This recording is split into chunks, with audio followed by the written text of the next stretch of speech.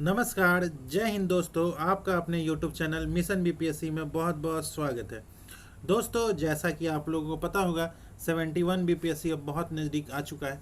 अब हमें ज़्यादा से ज़्यादा मॉक टेस्ट और प्रीवियस ईयर पर कमांड करना होगा।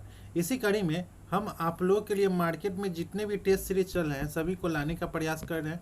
आज का सेशन जो है वो खान सर के द्वारा जो टेस्ट सीरीज चल रहा है, खान सर के द्वारा जो टेस्ट सीरीज चल रहा है उसी का ये test number overall test number 29वां है और उसमें से 15 जो है वो फुल लेंथ टेस्ट नंबर 15 है।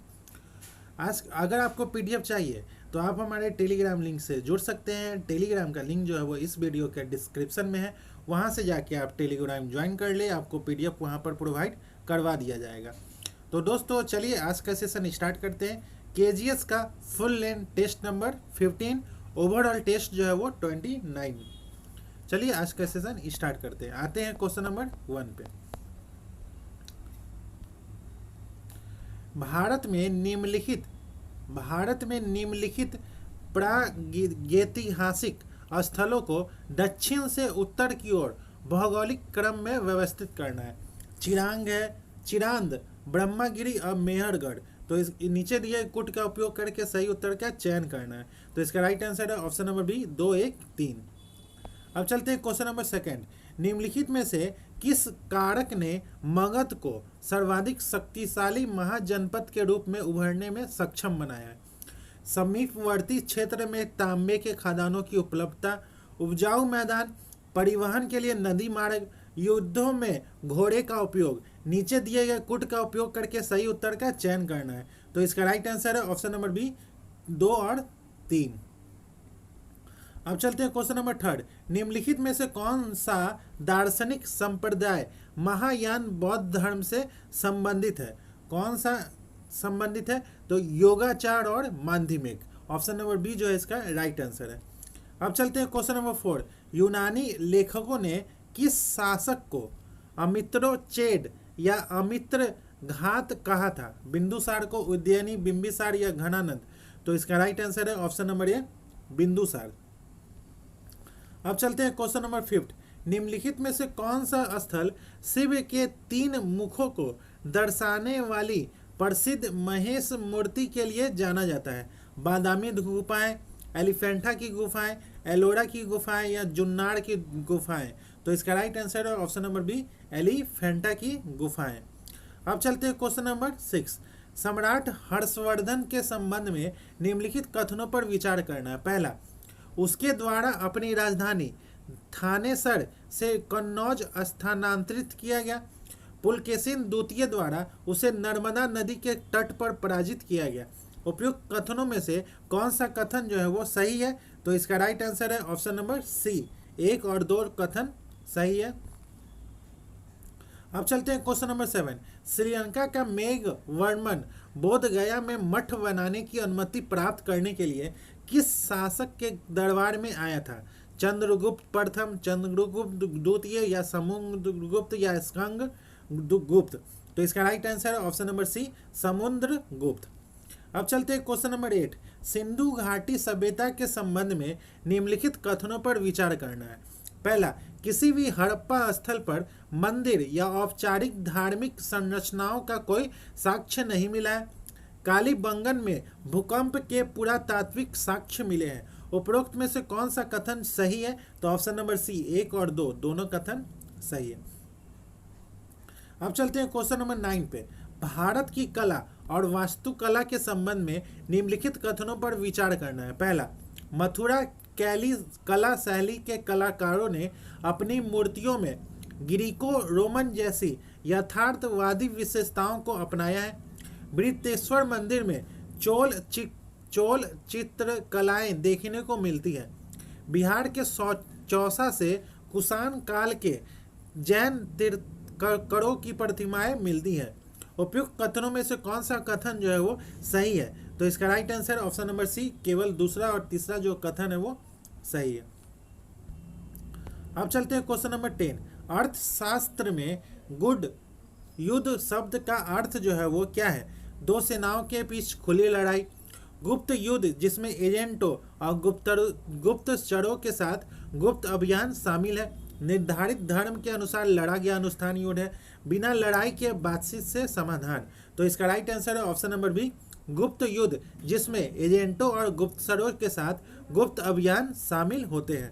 अब चलते हैं क्वेश्चन नंबर 11। साम्राज्यों और उनके संस्थापकों के निम्नलिखित युग्मों में से कौन से सही सुमेलित है?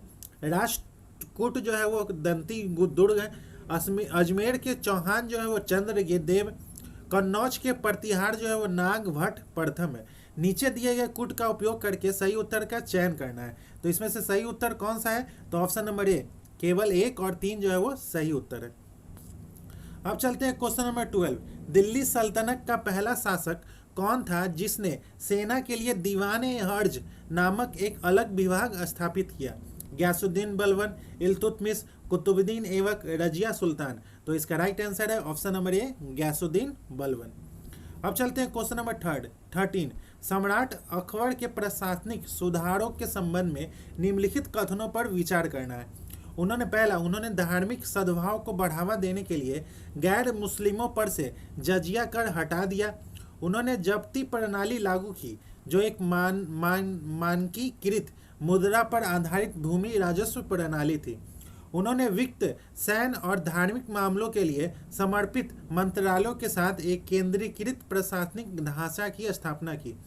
उपयुक्त में से कौन सा कथन सही है? तो ऑप्शन नंबर डी, 1, 2 और 3 तीनों कथन जो है वो सही है। अब चलते हैं क्वेश्चन नंबर 14 पे। मध्यकालीन युग के दौरान प्रांतीय राज्यों के संबंध में निम्नलिखित कथनों पर विचार करना है। पहला, सकरी वंश की स्थापना दिलावर खान ने की थी। इसकी राजधानी जो है वो जौनपुर थी।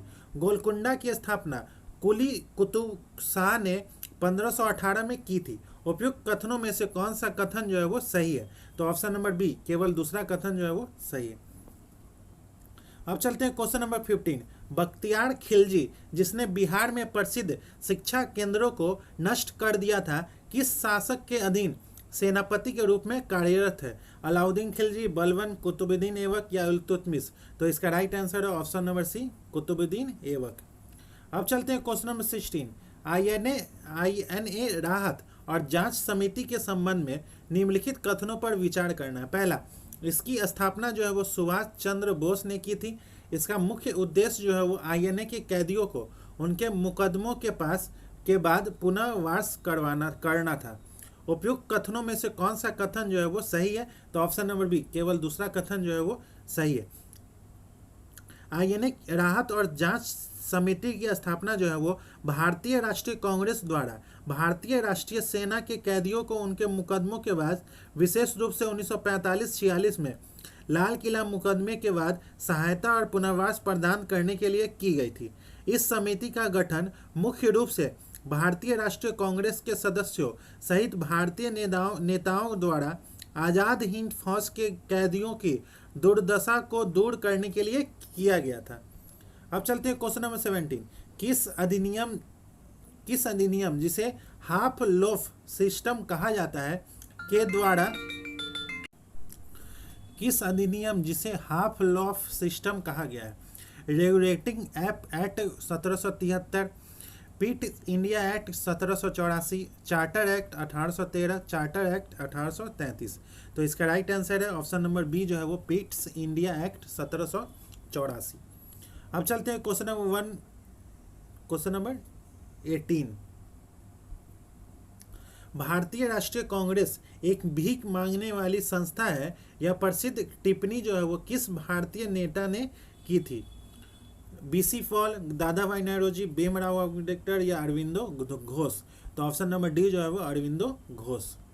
अब चलते हैं क्वेश्चन नंबर 19।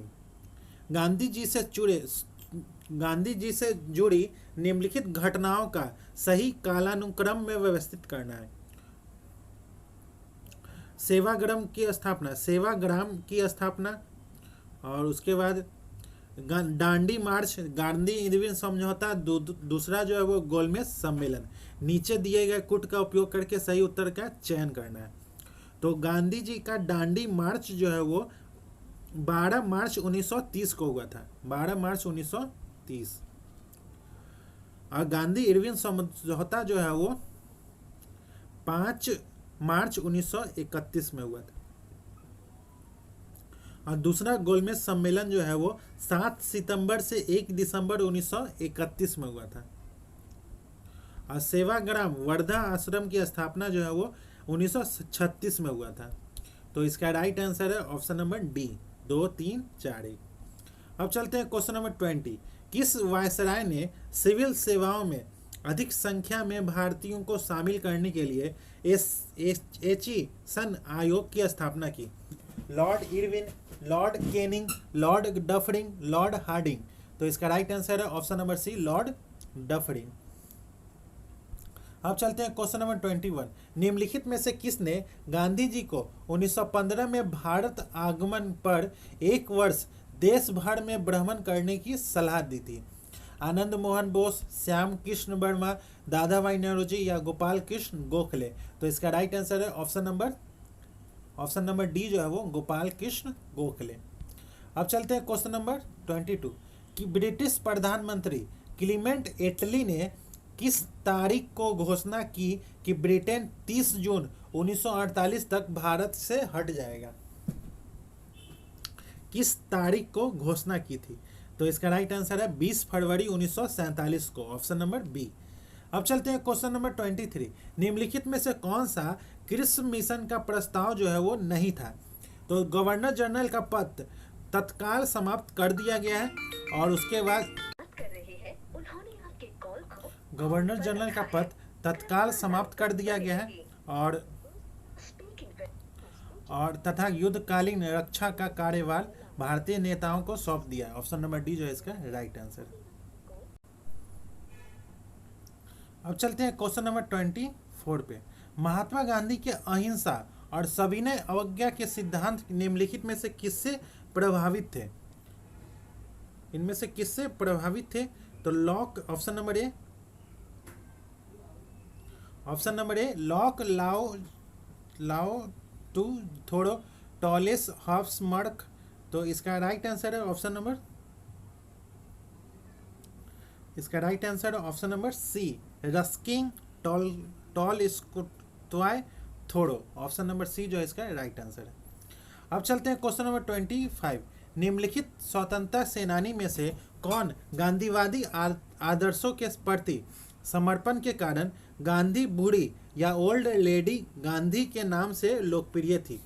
वसंती देवी, एनी मास्क कारेन, मातंगनी हाजरा या कमला देवी चट्टोपाध्याय? तो इसका राइट आंसर है ऑप्शन नंबर सी जो है इसका राइट आंसर है। अब चलते हैं क्वेश्चन नंबर 26। निम्नलिखित संवैधानिक पदों को वरीयता के दृष्टिकोण से उच्चतम से निम्नतम क्रम में व्यवस्थित करना है। पहला जो है वो राष्ट्रपति होगा,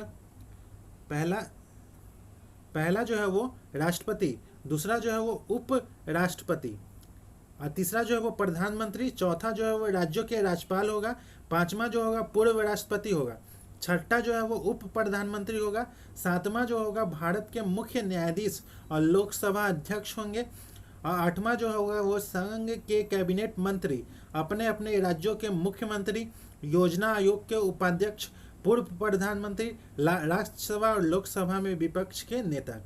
तो इसका राइट आंसर है ऑप्शन नंबर ए, इसका राइट आंसर है। अब चलते हैं क्वेश्चन नंबर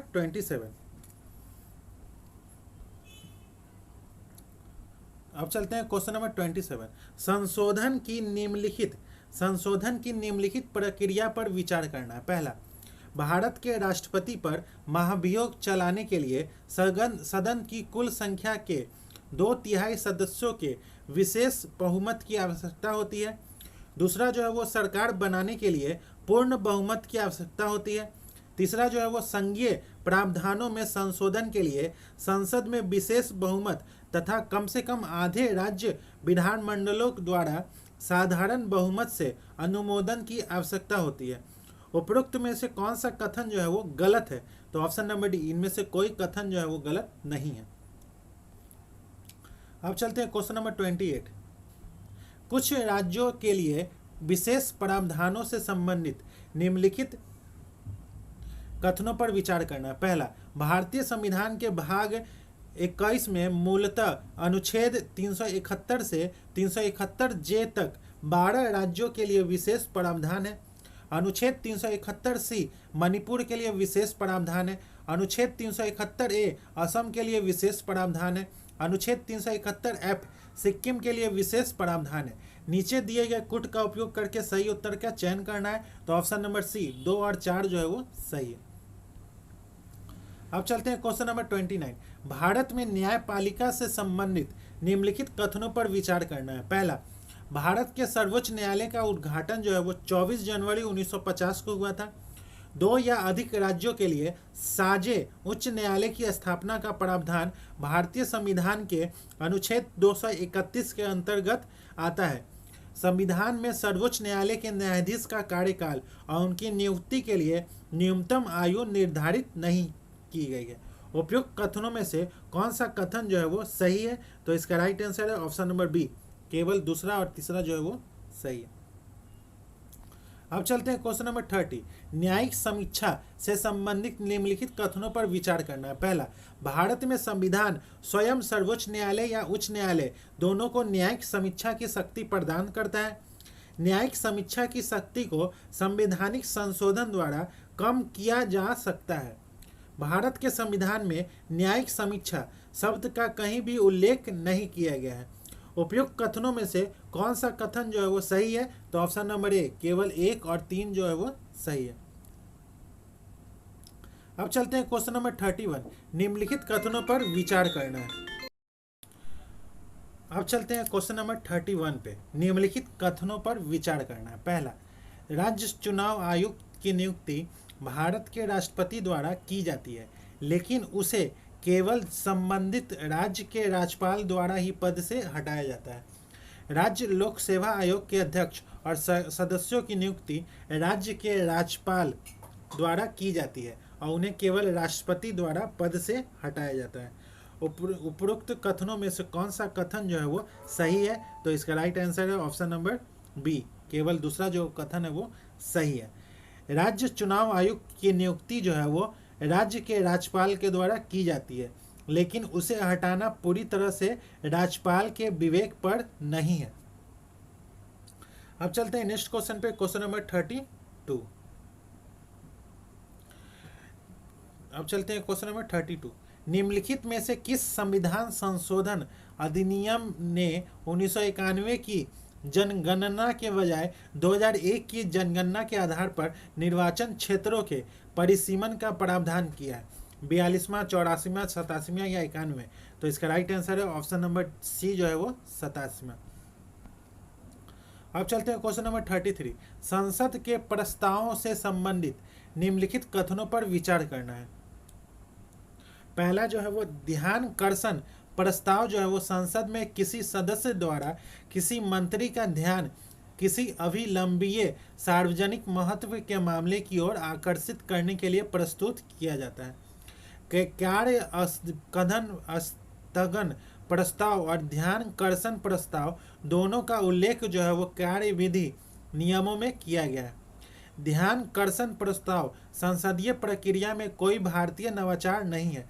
उपरोक्त कथनों में से कौन सा कथन जो है वो सही है, तो ऑप्शन नंबर सी, केवल तीसरा कथन जो है वो सही है।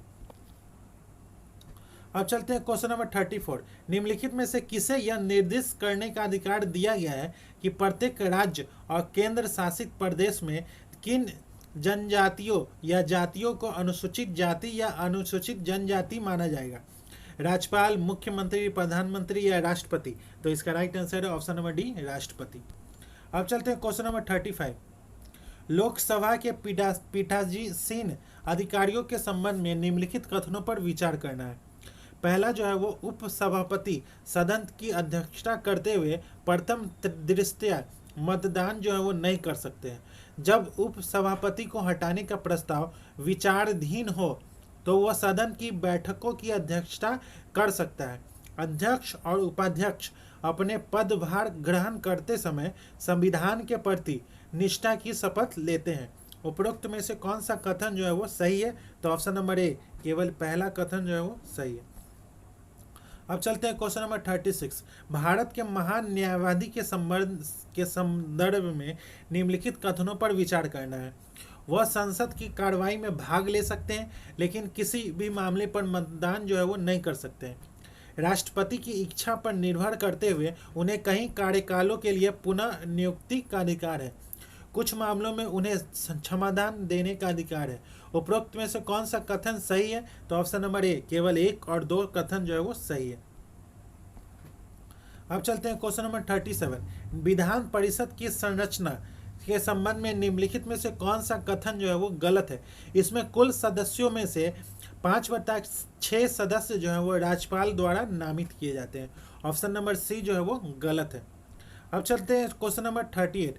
आपातकाल के दौरान राज्य विधान पर केंद्र के नियंत्रण से संबंधित निम्नलिखित कथन पर विचार करना है। पहला, केंद्र राज्यों को निर्देश दे सकता है कि वित्तीय आपातकाल के दौरान राज्य विधानमंडल द्वारा पारित धन विधेयकों और अन्य वित्तीय विधेयकों को राष्ट्रपति के विचारार्थ सुरक्षित रखें।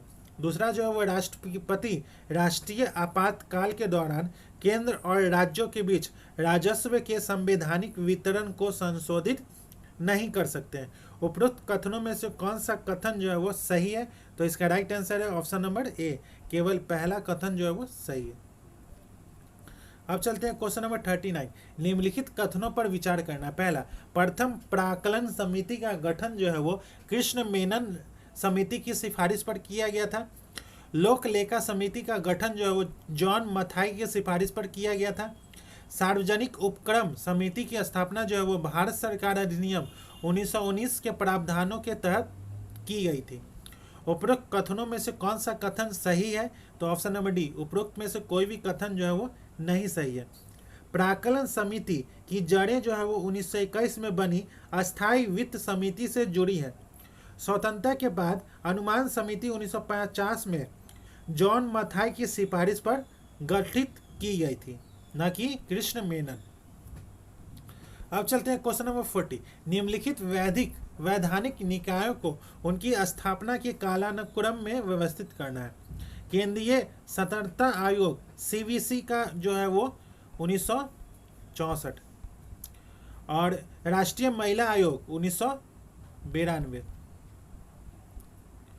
और केंद्रीय सूचना आयोग जो है वो 2005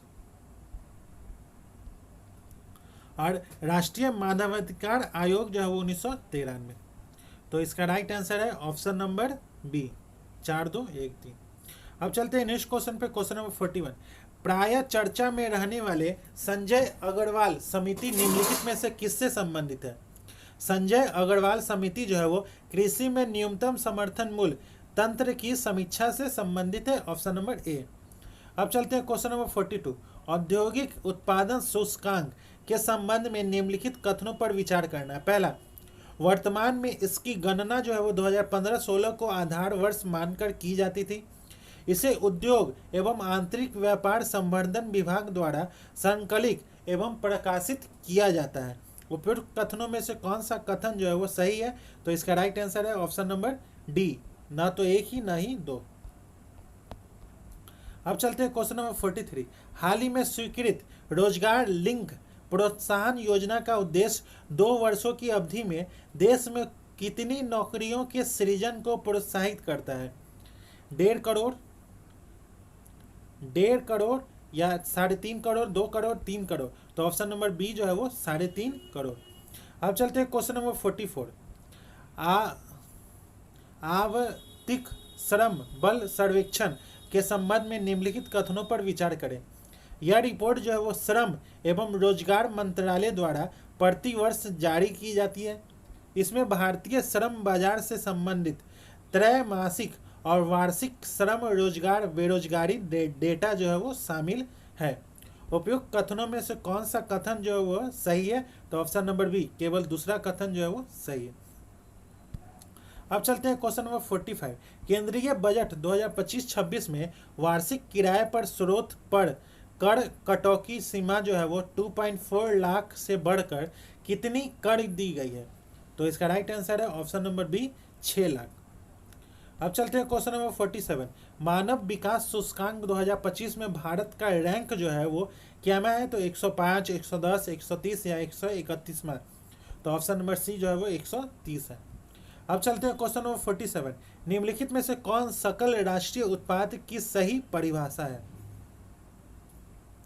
तो इसका राइट आंसर है किसी देश के भीतर उत्पादित वस्तुओं और सेवाओं का कुल मूल्य प्लस विदेशों से अर्जित निवल कारक आय। ऑप्शन नंबर ए जो है इसका राइट आंसर है। अब चलते हैं क्वेश्चन नंबर 48। निम्नलिखित में से कौन 16वें वित्त आयोग का सदस्य नहीं है? Manoj Panda, N G George, Mathew, T Ravishankar, Ravi Prakash जो मिश्र। तो ऑप्शन नंबर डी जो है वो रवि प्रकाश मिश्र। अब चलते हैं question number 49। The planned economy of India पुस्तक के लेखक जो है वो कौन है? जवाहरलाल नेहरू, एस.सी. सेन, एम विश्वेश्वरैया, अर्देशीर दलाल। तो इसका राइट आंसर है ऑप्शन नंबर सी जो है वो एम विश्वेश्वरैया। अब चलते हैं क्वेश्चन नंबर 50। मजदूरी दर सूचकांक के संबंध में निम्नलिखित कथनों पर विचार करना है। इसे श्रम एवं रोजगार मंत्रालय द्वारा जारी किया जाता है। यह सूचकांक जो है वो 1957 से चयनित उद्योगों के लिए संकलित किए जाते हैं। भारत में WRI की गणना के लिए आधार वर्ष जो है वो 2011-12 है। उपयुक्त कथनों में से कौन सा कथन जो है वो सही है? तो ऑप्शन नंबर ए केवल पहला कथन जो है वो सही। अब चलते हैं क्वेश्चन नंबर 51। निम्नलिखित में से कौन सा साधन रिजर्व बैंक द्वारा बिना संपार्श्विक के बैंकों से अतिरिक्त तरलता को अवशोषित करने के लिए उपयोग किया जाता है और इसका उपयोग जो है वो मुद्रास्फीति को नियंत्रण करने के लिए किया जाता है? तो इसका राइट आंसर है ऑप्शन नंबर बी, अस्थायी जमा सुविधा। अब चलते हैं क्वेश्चन नंबर 52। मुद्रास्फीति के संबंध में निम्नलिखित कथनों पर विचार करना है। पहला, कोर मुद्रास्फीति में अस्थिर खाद्य एवं ऊर्जा कीमतें जो है वो शामिल नहीं है। हेडलाइन मुद्रास्फीति उपभोक्ता मूल्य सूचकांक का उपयोग करके सभी वस्तुओं और सेवाओं की कीमतों में परिवर्तन को मापती है। उपरोक्त में से कौन सा कथन जो है वो सही है? तो ऑप्शन नंबर सी 1 और 2 दोनों कथन सही है। अब चलते हैं क्वेश्चन नंबर 53। जीडीपी डिफेल्टर के संबंध में निम्नलिखित कथनों पर विचार करना है। पहला, जीडीपी डिफेल्टर वह मूल्य सूचकांक है जो देश में उत्पादित समस्त वस्तुओं और सेवाओं के मूल्य स्तर को प्रदर्शित करता है। यह किसी देश के वास्तविक सकल घरेलू उत्पाद में वृद्धि के साथ नहीं बढ़ता है। यह जीडीपी अनुमानों के साथ केवल तिमाही आधार पर उपलब्ध है। उपरोक्त कथनों में से कौन सा कथन जो है वो सही है? तो ऑप्शन नंबर डी 1, 2, 3 तीनों कथन सही है। अब चलते हैं क्वेश्चन नंबर 54। बेरोजगारी की प्राकृतिक दर के घटक जो है वो क्या है? तो ऑप्शन नंबर बी संरचनात्मक और घर्षणात्मक। अब चलते हैं क्वेश्चन नंबर 55। भारत में प्राथमिकता क्षेत्र ऋण के संबंध में निम्नलिखित कथनों पर विचार करना है। पहला, इसके दिशा निर्देश वित्त मंत्रालय द्वारा सहकारी बैंकों के परामर्श से जारी किए जाते हैं।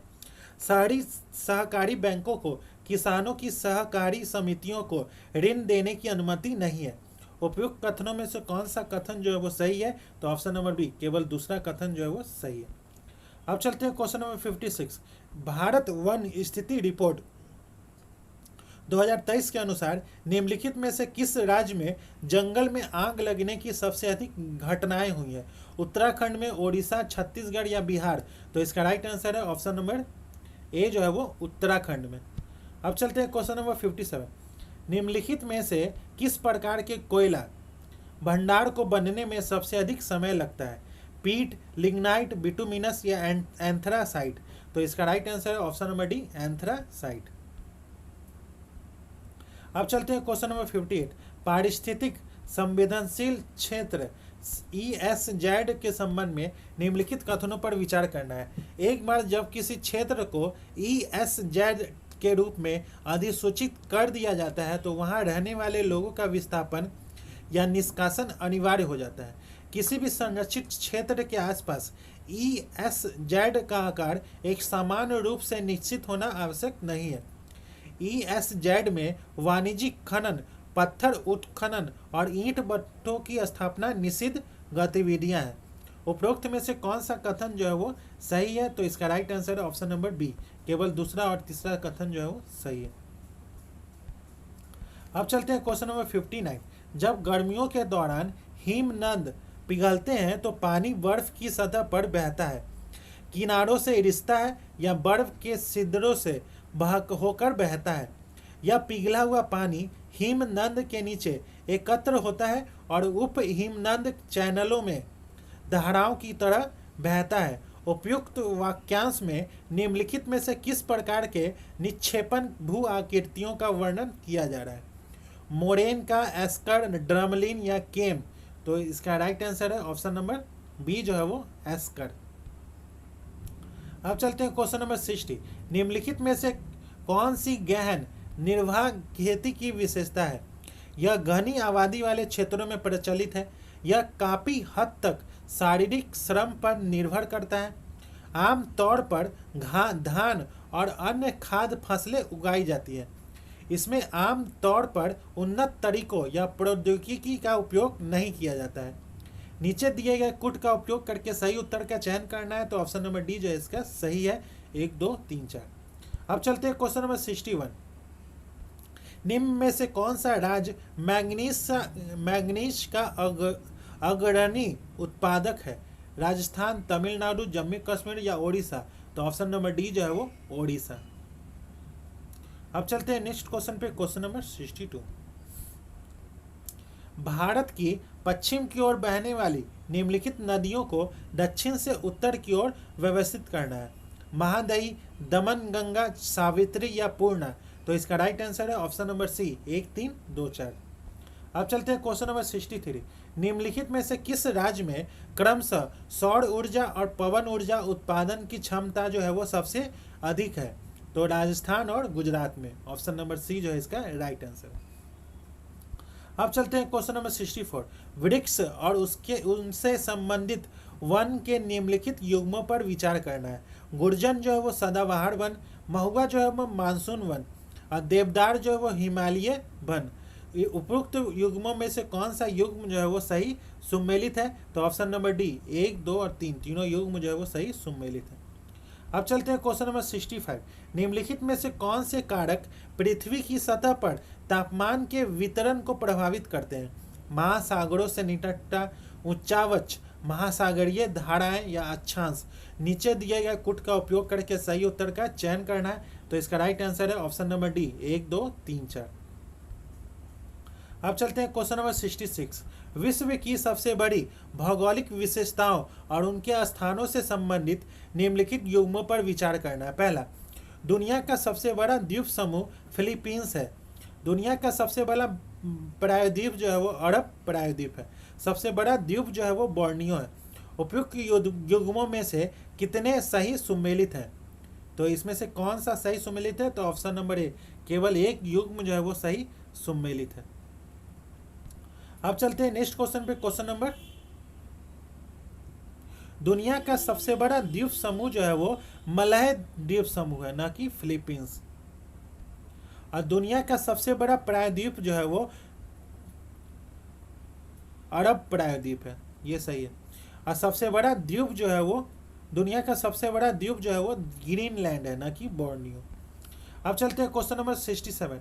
पहलगाम निम्नलिखित में से किस नदी के तट पर स्थित है? सतलुज, सिंधु, लीडर या चिनाव? तो ऑप्शन नंबर सी जो है वो लीडर। अब चलते हैं क्वेश्चन नंबर 68। रीगा चीनी मिल का उद्घाटन जो है वो बिहार के निम्नलिखित में से किस जिले में किया गया? बक्सर में, कैमूर में, चंपारण में या सीतामढ़ी में? तो इसका राइट आंसर है ऑप्शन नंबर डी जो है वो सीतामढ़ी में। अब चलते हैं क्वेश्चन नंबर 69। निम्नलिखित कथनों पर विचार करना। पहला, बवंडर, टॉर्नेडो, चक्रवात, साइक्लोन एक साथ नहीं उठते हैं। बवंडर तूफान की तुलना में बहुत छोटे पैमाने के होते हैं। उपयुक्त में से कौन सा कथन जो है वो सही है? तो इसका right answer option number B, केवल दूसरा कथन जो है वो सही है। बवंडर और चक्रवात पर तूफान, टाइफून या उस कटिबंधीय चक्रवात शामिल है। अब चलते हैं क्वेश्चन नंबर 70। निम्नलिखित में से कौन सा भारत का पहला निगमित प्रमुख बंदरगाह है? चेन्नई, तूतीकोरिन, कोची या कामराज? तो ऑप्शन नंबर डी जो है वो कामराज। अब चलते हैं क्वेश्चन नंबर 71। भारतीय शहरों और उसके औद्योगिक उपनामों का निम्नलिखित में से कौन सा युग्म जो है वो सही सुमेलित है? रांची जो है वो भारत का पीटर्सबर्ग, वाराणसी उत्तर भारत का मैनचेस्टर, चेन्नई जो है वो भारत का डेट्राइट, कोयम्बटूर जो है वो दक्षिण भारत का मैनचेस्टर। उपयुक्त नीचे दिए कुट का उपयोग करके सही उत्तर का चयन करना है। तो ऑप्शन नंबर बी, केवल तीसरा चौथा जो है वो सही है। जमशेदपुर को भारत का पीटर्सबर्ग कहते हैं और कानपुर को उत्तर भारत का मैनचेस्टर कहते हैं, ना कि वाराणसी को। अब चलते हैं क्वेश्चन नंबर 72। निम्नलिखित में से कौन पृथ्वी के आंतरिक भाग के प्रत्यक्ष स्रोत है? ड्रिलिंग परियोजनाएं, भूकंपीय गतिविधि, गुरुत्वाकर्षण या खनन? नीचे दिए गए कुट का उपयोग करके सही उत्तर का चयन करना है। तो ऑप्शन नंबर डी जो है इसका 1 और 4 सही है। अब चलते हैं क्वेश्चन नंबर 73। महाद्वीपों के भूगोल के संबंध में निम्नलिखित कथनों पर विचार करना है। पहला, भूमध्य रेखा लगभग अफ्रीका के मध्य से होकर गुजरती है। ऑस्ट्रेलिया जो है वो सबसे छोटा महाद्वीप है जो पूरी तरह से दक्षिणी गोलार्ध में स्थित है। अफ्रीका जो है वो एकमात्र ऐसा महाद्वीप है जिससे होकर कर्क रेखा, भूमध्य रेखा और मकर रेखा गुजरती है। उपरोक्त कथनों में से कौन सा कथन सही है? तो ऑप्शन नंबर डी 1, 2, 3 तीनों कथन सही है। अब चलते हैं क्वेश्चन नंबर 74। गरजती चालीसा, प्रचंड पास पचासा, छीटका साठा शब्द का उपयोग नाविकों द्वारा निम्नलिखित में से किस वर्णन करने के लिए किया जाता है?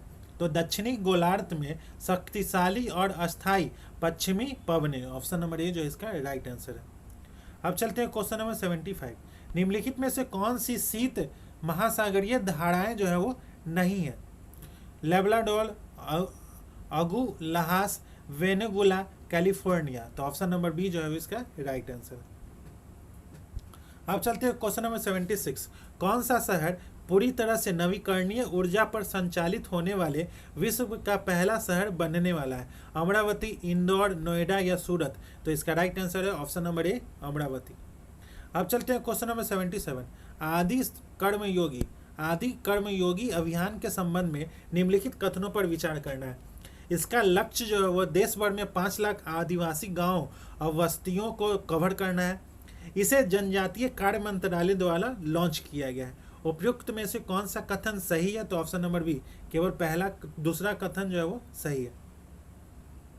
आदि कर्मयोगी अभियान का उद्देश्य जो है वो जनजातीय समुदाय को सशक्त बनाना, उत्तरदायी शासन को बढ़ाना और पूरे भारत में स्थानीय नेतृत्व को प्रोत्साहन करना।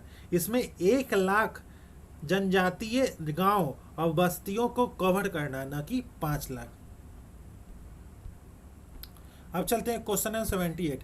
पुरुष हॉकी हीरो एशिया कप 2025 की मेजबानी जो है वो किस राज्य ने किया है? उत्तराखंड, राजस्थान, गुजरात या बिहार? तो ऑप्शन नंबर डी जो है वो बिहार।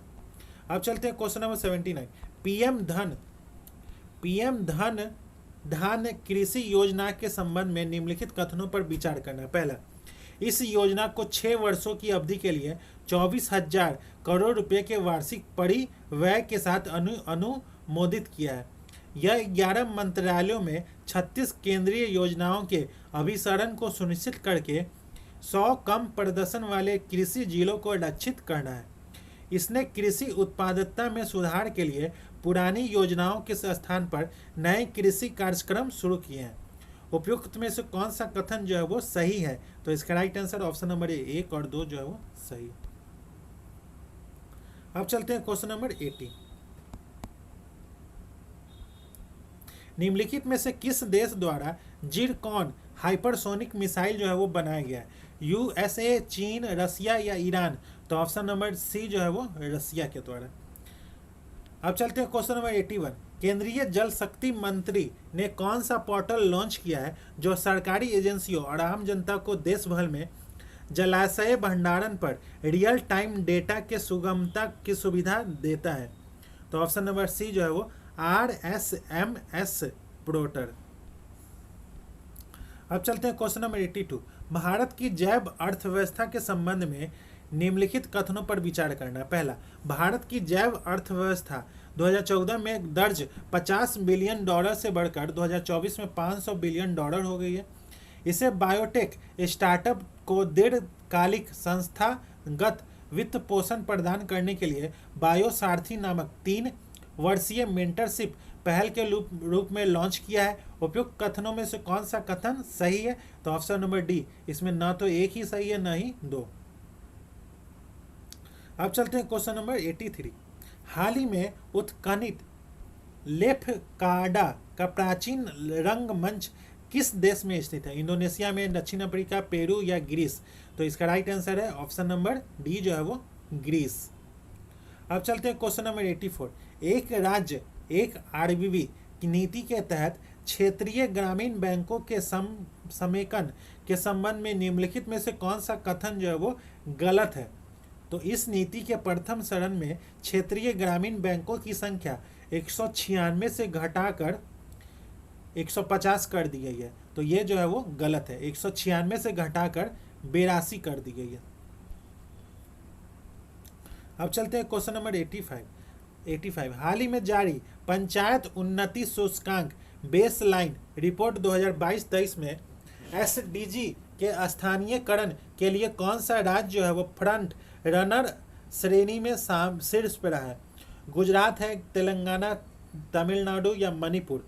तो इसका राइट आंसर है ऑप्शन नंबर ए, गुजरात। अब चलते हैं क्वेश्चन नंबर 86। हाल ही में स्वीकृत जैविक विविधता विनिमय 2025 के संबंध में निम्नलिखित कथनों पर विचार करना है। इसमें जैविक संसाधनों का उपयोग करने वाले व्यक्ति या उद्योग के वार्षिक कारोबार के आधार पर स्लैब निर्धारित किए गए हैं। यह विनिमय खेती से प्राप्त औषधीय पौधों के उपयोगकर्ताओं को लाभ साझा करने की आवश्यकताओं से छूट देता है। उपयुक्त में से कौन सा कथन जो है वो सही है? तो इसका right answer option number C के 1 और 2 दोनों कथन सही है। अब चलते हैं क्वेश्चन नंबर 87। निम्नलिखित में से कौन सा देश हाल ही में ऑटोमिस समझौते का 56वां हस्ताक्षरकर्ता बन गया है? भारत, सेनेगल, चीन या पाकिस्तान? तो इसका राइट आंसर है ऑप्शन नंबर बी जो है वो सेनेगल।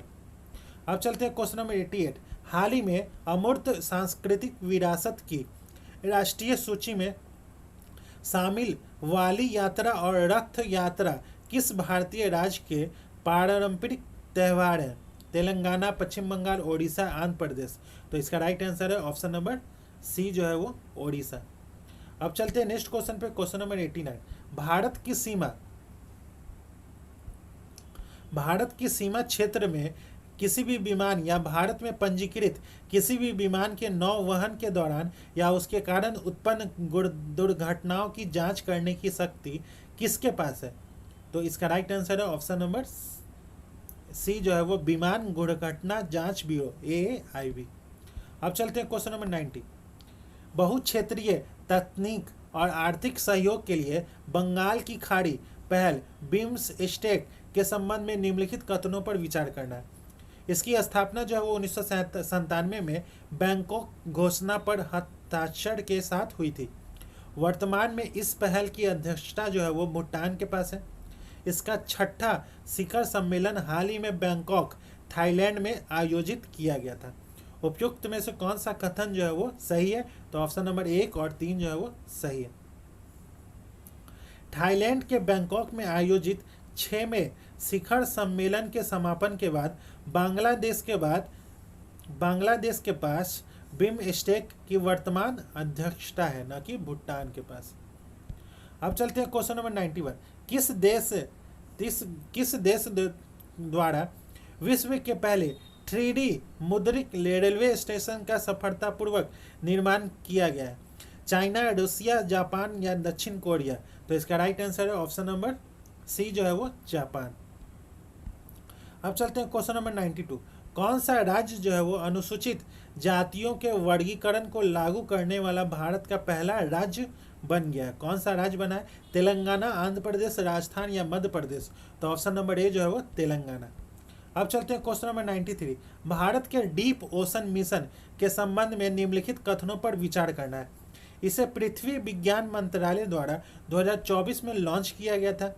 इसके अंतर्गत अरब सागर से पॉलीमेटेलिक नोड्यूल्स निकालने के लिए राष्ट्रीय गहन जल अन्वेषण मिशन शुरू किया गया है। उपयुक्त कथनों में से कौन सा कथन जो है वो गलत है? तो ऑप्शन नंबर सी 1 और 2 दोनों कथन जो है वो गलत है। भारत की डीप ओशन मिशन पृथ्वी विज्ञान मंत्रालय भारत सरकार द्वारा 2021 में शुरू किया गया है। पृथ्वी विज्ञान मंत्रालय 2021 में शुरू किया था, ना कि 2024 में। और इसके राष्ट्रीय गहन जल अन्वेषण मिशन, जिसकी घोषणा जो है वो अगस्त 2025 में की गई थी, पेट्रोलियम एवं प्राकृतिक गैस मंत्रालय के तहत एक पृथक पहल है जो अरब सागर में पॉलीमेटेलिक नोड्यूल्स पर नहीं बल्कि अंडमान सागर और अन्य ऑफशोर बेसिनों जैसे गहरे जल क्षेत्रों में हाइड्रोकार्बन से के निष्कर्षण पर केंद्रित है। अब चलते हैं क्वेश्चन नंबर 94।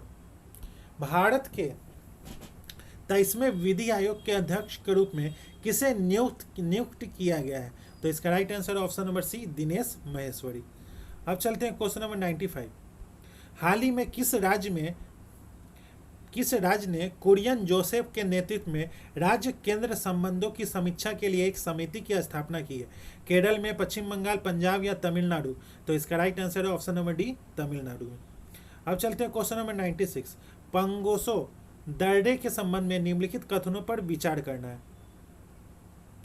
यह भारत म्यांमार सीमा पर पटकाई पहाड़ियों पर स्थित है और ऐतिहासिक स्वीटल वेल रोड से जुड़ा है।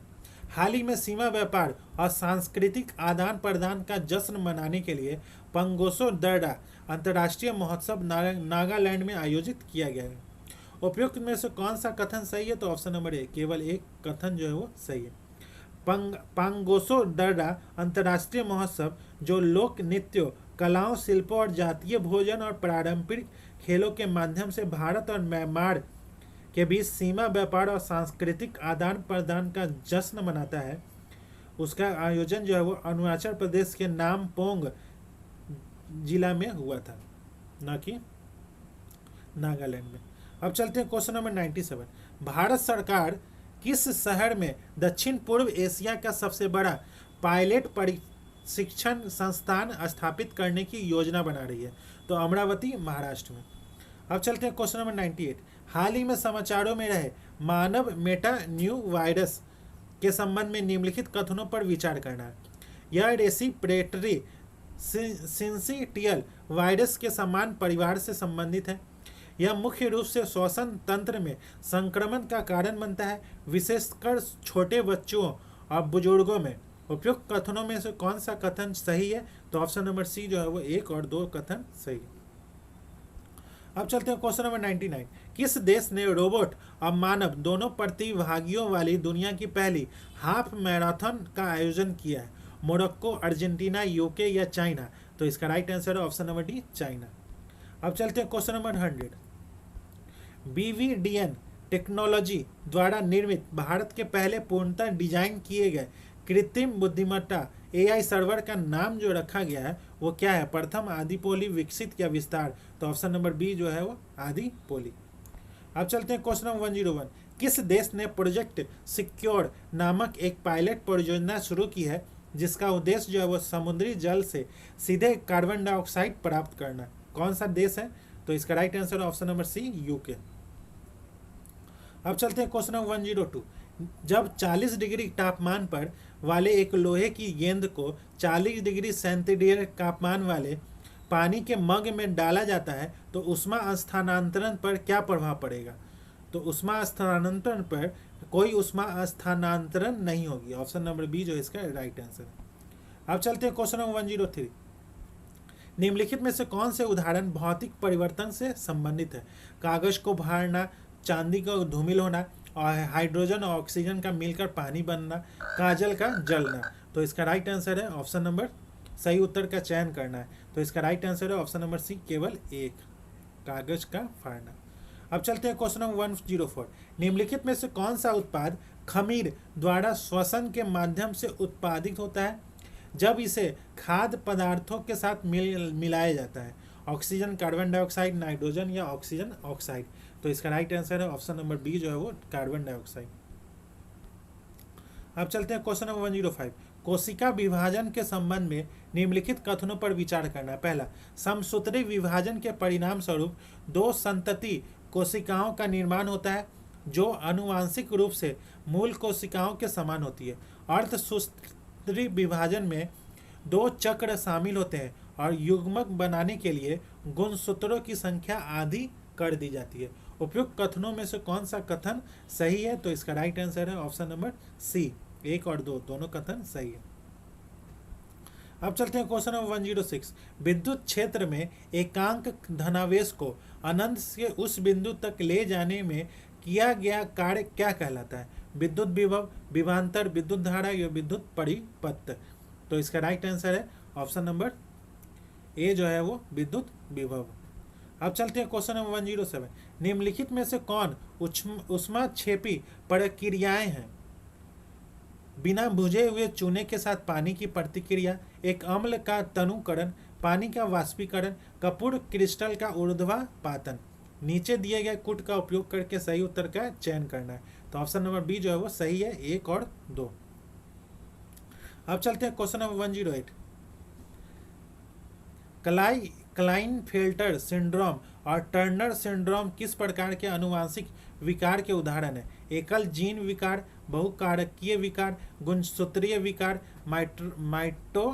माइटोकॉन्ड्रियल विकार? तो इसका राइट आंसर है ऑप्शन नंबर सी जो है वो गुणसूत्रीय विकार। अब चलते हैं क्वेश्चन नंबर 109। निम्नलिखित में से कौन सा कथन सॉफ्टवेयर एज अ सर्विस को सर्वोत्तम रूप से परिभाषित करता है? कौन सा सॉफ्टवेयर है? तो इसका ऑप्शन नंबर बी, एक क्लाउड आधारित सेवा जो उपयोगकर्ताओं और स्थानीय इंस्टॉलेशन की आवश्यकता के बिना सीधे इंटरनेट ब्राउजर के माध्यम से सॉफ्टवेयर अनुप्रयोगों तक पहुंचने की अनुमति देता है। ऑप्शन नंबर बी जो है इसका राइट आंसर है। अब चलते हैं क्वेश्चन नंबर 110। दर्पणों के अनुप्रयोगों के संबंध में निम्नलिखित कथनों पर विचार करना। पहला, उत्तर दर्पण को वाहनों में साइड मिरर के रूप में प्राथमिकता दी जाती है क्योंकि ये व्यापक दृश्य क्षेत्र प्रदान करते हैं। अवतल दर्पण का उपयोग डॉक्टर गले और कान की जांच के लिए करते हैं। उपयुक्त में से कौन सा कथन जो है वो सही है? तो ऑप्शन नंबर सी जो है वो 1 और 2 दोनों कथन सही है। अब चलते हैं क्वेश्चन नंबर 111। निम्नलिखित में से कौन सा जीन संपादन उपकरण तंत्र जो है वो नहीं है? कौन सा है? तो option number C, polymerase chain reaction. Option number C जो है इसका राइट आंसर। अब चलते हैं क्वेश्चन नंबर 112।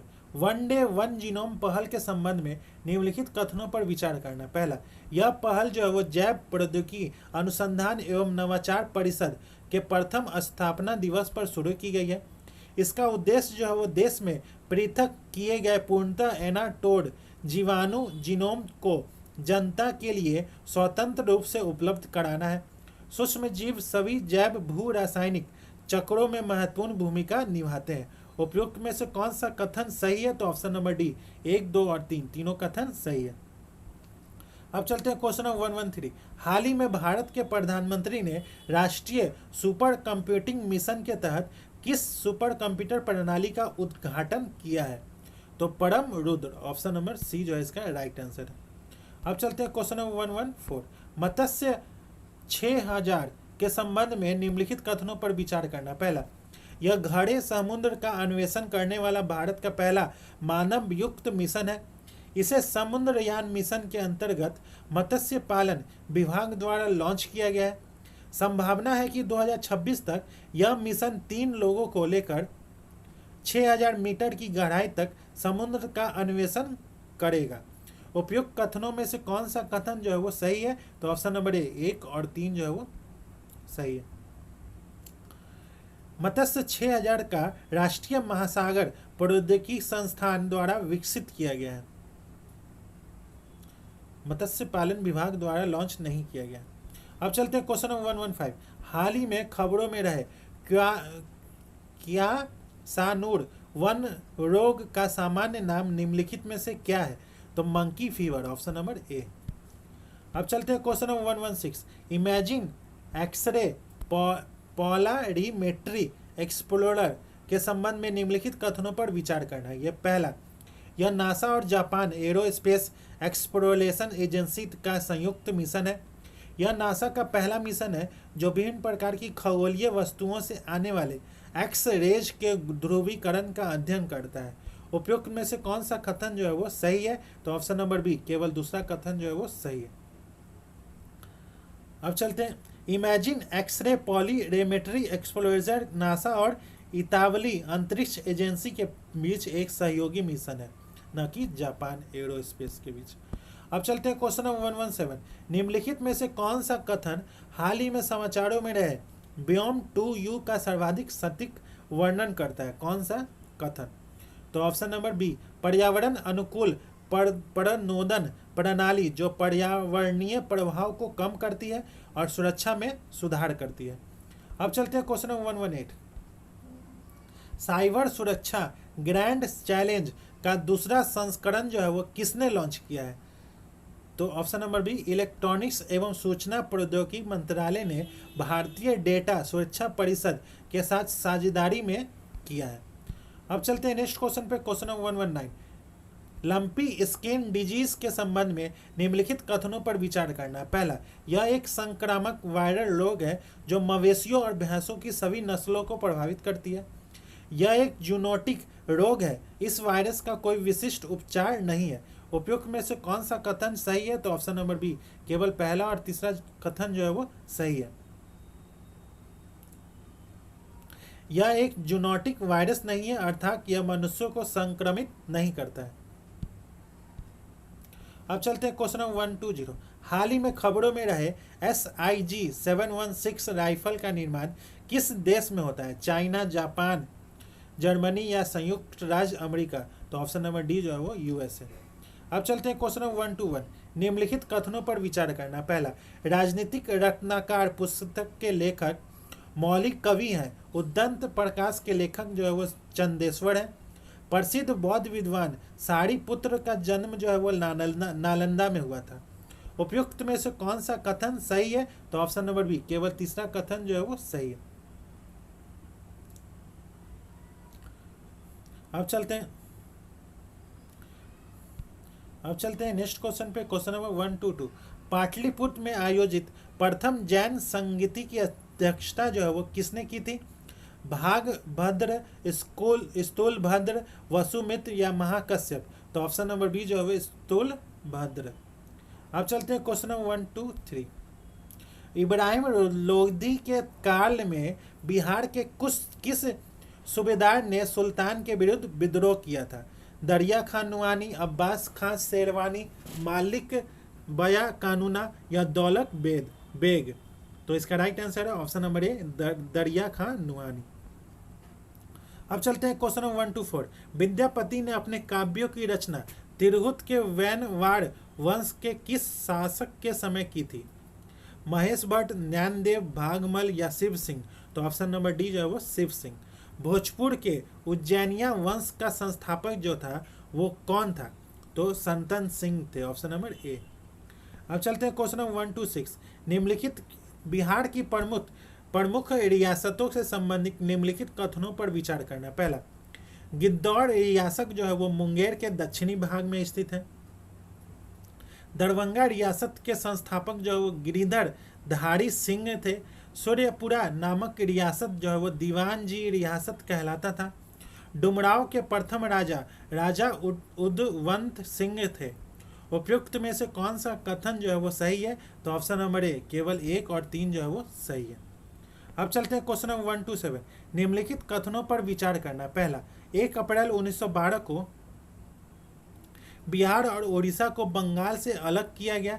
इन्हें एक एकल प्रशासनिक इकाई के रूप में गठित किया गया। 1 अप्रैल 1912 को बिहार का लेफ्टिनेंट गवर्नर लॉर्ड सत्येंद्र प्रसन्न सिन्हा को बनाया गया था। उपरोक्त में से कौन सा कथन सही है? तो ऑप्शन नंबर ए, केवल 1 जो है वो सही है। अब चलते हैं क्वेश्चन नंबर 128, निम्नलिखित कथनों पर विचार करना। पहला, बिहार देश का पहला राज्य है जिसने आज़ादी के तुरंत बाद बिहार लैंड रिफॉर्म एक्ट 1950 पारित किया था। इस एक्ट को पारित कराने में दरभंगा के महाराजा की महत्वपूर्ण भूमिका थी। उपयुक्त में से कौन सा कथन सही है? तो ऑप्शन नंबर ए, केवल एक। अब चलते हैं question number 1 to 9। Bakhtiyar Khilji. Bakhtiyar Khilji के संदर्भ में निम्नलिखित कथनों पर विचार करना है। बिहार में तुर्क सत्ता का संस्थापक जो है वो बख्तियार खिलजी था। बख्तियार खिलजी की बिहार में पहली महत्वपूर्ण विजय जो थी वो मुंगेर की थी। बख्तियार खिलजी ने अपना प्रशासनिक मुख्यालय जो है वो मुंगेर में बनाया था। उपयुक्त में से कितने कथन सही हैं? तो ऑप्शन नंबर ए, केवल एक कथन जो है वो सही है। बिहार में बख्तियार खिलजी की पहली महत्वपूर्ण विजय जो है वो उदंतपुरी यहाँ यानी बिहार शरीफ थी, न कि मुंगेर थी। अब बख्तियार खिलजी ने अपना प्रशासनिक मुख्यालय जो है वो बिहार शरीफ में बनाया था, न कि मुंगेर में। अब चलते हैं क्वेश्चन नंबर 130। बिहार में सोरे के व्यापार का एकाधिकार अंग्रेजों को किसने प्रदान किया था? तो option number A, Mir Jafar ने। अब चलते हैं क्वेश्चन नंबर 131। बिहार वन स्थिति रिपोर्ट 2023 से संबंधित निम्नलिखित कथनों पर विचार करना है। पहला, क्षेत्रफल के आधार पर सर्वाधिक वन आवरण वाले 3 जिले क्रमशः कैमूर, पश्चिमी चंपारण, रोहतास है। क्षेत्रफल के आधार पर न्यूनतम वन आवरण वाले 3 जिले जो है वो शेखपुरा, अररिया और जहानाबाद है। उपयुक्त में से कितने कथन सही है? तो ऑप्शन नंबर ए, केवल एक कथन जो है वो सही है। क्षेत्रफल के आधार पर न्यूनतम वन आवरण वाले 3 जिले जो हैं वो क्रमशः शेखपुरा, अरवल और बक्सर है, न कि अररिया और जहानाबाद है। शेखपुरा है, अरवल है और बक्सर है। अब चलते हैं क्वेश्चन नंबर 132। निम्नलिखित कथनों पर विचार करना। पहला, कोपेन ने अपने जलवायु विभाजन में बिहार के उत्तरी भाग को CGA के रूप में दर्शाया है। कोपेन ने बिहार के दक्षिणी भाग को AW के रूप में दर्शाया है। उपयुक्त में से कौन सा कथन सही है? तो ऑप्शन नंबर बी, केवल दूसरा कथन जो है वो सही है। कोपेन ने अपने जलवायु विभाजन में बिहार के उत्तरी भाग को CWG और दक्षिणी भाग को AW जलवायु के रूप में परिभाषित किया है। अब चलते हैं नेक्स्ट क्वेश्चन पे, क्वेश्चन नंबर 133। डेला भाग जल विद्युत परियोजना बिहार के किस जिले से मुख्य रूप से संबंधित है? रोहतास, मधुबनी, अररिया या कटिहार? तो इसका राइट आंसर है ऑप्शन नंबर ए, रोहतास। अब चलते हैं क्वेश्चन नंबर 134। बिहार का पहला दूरदर्शन केंद्र जो है वो किस जिले में बनाया गया? पश्चिमी चंपारण, मुजफ्फरपुर, पटना या पूर्णिया? तो इसका राइट आंसर है ऑप्शन नंबर बी, मुजफ्फरपुर में। अब चलते हैं क्वेश्चन नंबर 135। निम्नलिखित में से बिहार का कौन सा जिला पश्चिम बंगाल से सीमा साझा नहीं करता है? कौन सा जिला नहीं करता है? किशनगंज, कटिहार, पूर्णिया या भागलपुर? तो ऑप्शन नंबर डी जो है वो भागलपुर। अब चलते हैं क्वेश्चन नंबर 136। प्रतिशत के अनुसार बिहार में सर्वाधिक अनुसूचित जाति वाला जिला जो है वो कौन सा है? औरंगाबाद, कटिहार, बांका या गया? तो इसका राइट आंसर है ऑप्शन नंबर डी जो है वो गया। अब चलते हैं क्वेश्चन नंबर 137। बिहार राज्य महिला आयोग अधिनियम जो है वो किस वर्ष लागू किया गया था? 1919, 1999, 2001, 2003, 2005? तो इसका राइट आंसर है ऑप्शन नंबर ए जो है वो 1999 में। अब चलते हैं क्वेश्चन नंबर 138। बिहार आर्थिक सर्वेक्षण 2024-25 के अनुसार 2023-24 में वर्तमान मूल्य पर प्रति व्यक्ति आय रुपए में कितनी थी? तो इसका राइट आंसर है ऑप्शन नंबर बी, 66,828 रुपये थी। अब चलते हैं क्वेश्चन नंबर 139। बिहार निम्नलिखित कथनों पर विचार करना है। बिहार आर्थिक सर्वेक्षण 2024-25 वित्त मंत्री सम्राट चौधरी द्वारा 2 मार्च 2025 को विधानसभा में पेश किया गया था। यह राज्य का 18वां आर्थिक सर्वेक्षण है। निम्नलिखित में उपयुक्त कथनों में से कौन सा कथन जो है वो सही है? तो ऑप्शन नंबर डी, ना तो एक ही ना ही दो। बिहार आर्थिक सर्वेक्षण जो 2024-25 वित्त मंत्री सम्राट चौधरी द्वारा 2 मार्च को नहीं 28 फरवरी 2025 को विधानसभा में पेश किया गया था और यह राज्य का 18वां नहीं 19वां आर्थिक सर्वेक्षण था। अब चलते हैं क्वेश्चन नंबर 140। वर्ष 2011 की जनगणना के अनुसार बिहार के राज्य का बाल लिंगानुपात जो है वो कितना है? तो ऑप्शन नंबर बी, 935 है। वर्ष अब भारत का लिंगानुपात जो 943 है, अब भारत का बाल लिंगानुपात 919 है। अब बिहार राज्य का जो है वो 935 है। अब बिहार का लिंगानुपात जो है वो 918 है। अब चलते हैं क्वेश्चन नंबर 141 का, ऑप्शन नंबर सी जो है वो राइट आंसर है। क्वेश्चन नंबर 142 का ऑप्शन नंबर बी जो है वो राइट आंसर है। क्वेश्चन नंबर 143 का ऑप्शन नंबर सी जो है वो राइट आंसर है। क्वेश्चन नंबर 144 का ऑप्शन नंबर सी जो है वो राइट आंसर है। क्वेश्चन नंबर 145 का ऑप्शन नंबर बी जो है वो राइट आंसर है। क्वेश्चन नंबर 146 का ऑप्शन नंबर बी जो है वो राइट आंसर है। क्वेश्चन नंबर 147 का ऑप्शन नंबर सी जो है वो राइट आंसर है। क्वेश्चन नंबर 148 का ऑप्शन नंबर सी जो है वो राइट आंसर है। क्वेश्चन नंबर 149 का ऑप्शन नंबर सी जो है वो राइट आंसर है। क्वेश्चन नंबर 150 का ऑप्शन नंबर बी जो है राइट आंसर है। तो दोस्तों आज का सेशन यहीं समाप्त होता है, जिसमें हम लोगों ने केजीएस के द्वारा जो ओवरऑल टेस्ट सीरीज 29वां है और फुल लेंथ टेस्ट सीरीज 15वां है वो आज के सेशन में डिस्कस किए हैं। अगर आपको पीडीएफ चाहिए तो आप हमारे टेलीग्राम लिंक से जुड़ सकते हैं। टेलीग्राम का लिंक जो है वो इस वीडियो के डिस्क्रिप्शन में है, वहाँ से आप टेलीग्राम ज्वाइन कर ले, आपको पीडीएफ प्रोवाइड करवा दिया जाएगा। तो दोस्तों आज का सेशन यहीं समाप्त करते हैं, मिलते हैं किसी और नेक्स्ट सेशन के टेस्ट सीरीज के साथ। तब तक के लिए धन्यवाद।